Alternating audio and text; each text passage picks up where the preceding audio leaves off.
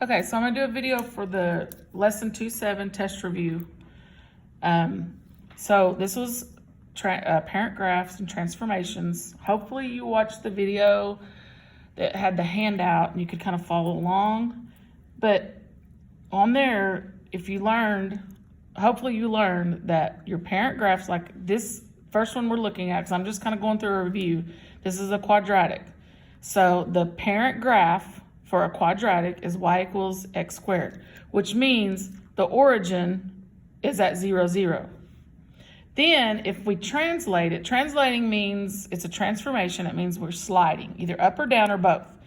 So if you have in your quadratic, if you have a parentheses squared, whatever's inside here moves your graph side to side.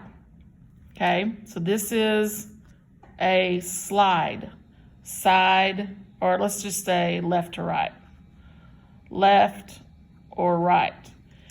If it's outside the x squared, like this one, that's a up or down.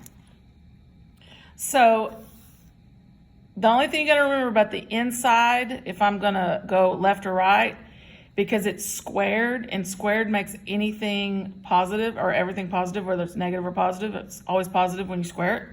So this, it's going to be, instead of positive 4, this one's going to be negative 4. This one's going to be what it is. So if it's minus 3, it's negative 3. So when we go to this first one, the first one is the left to right because it's inside the x. It's inside the parentheses squared.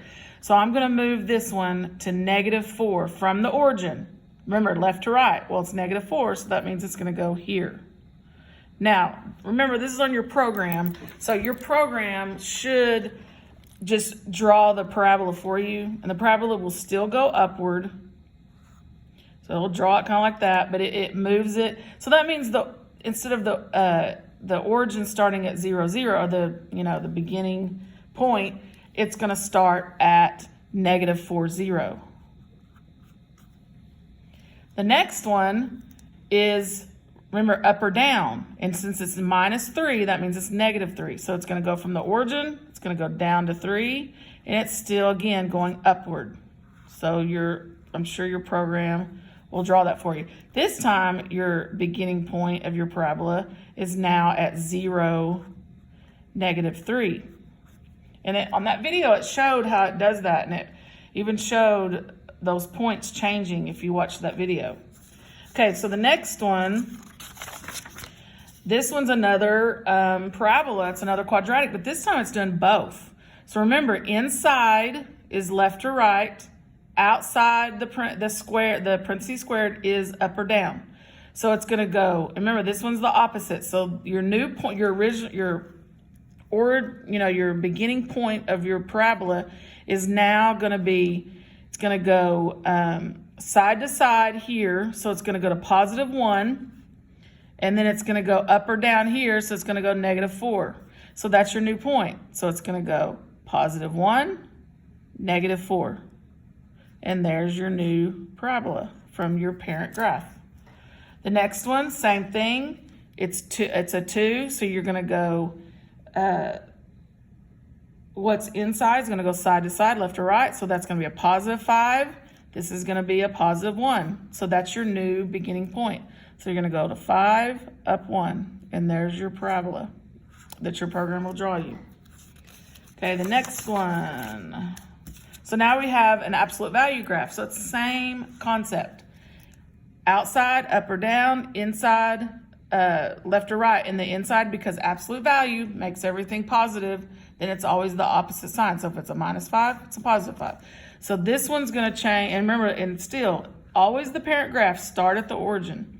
So this first one moves down 1. So it's going to begin here, and then it's a absolute value graph. So this one's original point is going to be at 0, negative 1. This one is going to change to its left or right because it's inside. So it's going to go to positive 5. That's going to be your new absolute value. And that's now going to be at 0.50. And so now we do one that does both. So again, inside left or right, outside up or down. Inside is the opposite. Outside stays what the sign is. So your new point is at negative, or is at +4, -2. And there's your new absolute value graph. So here's another one. So we're going to go inside left or right. So it's going to go to -5 because it's the opposite. And then that one's going to be up or down 3. So that's your y. So you're going to go -5, down 1, 2, 3. There's your new location of your translated graph. Okay, I'm going to stop here and then start another one.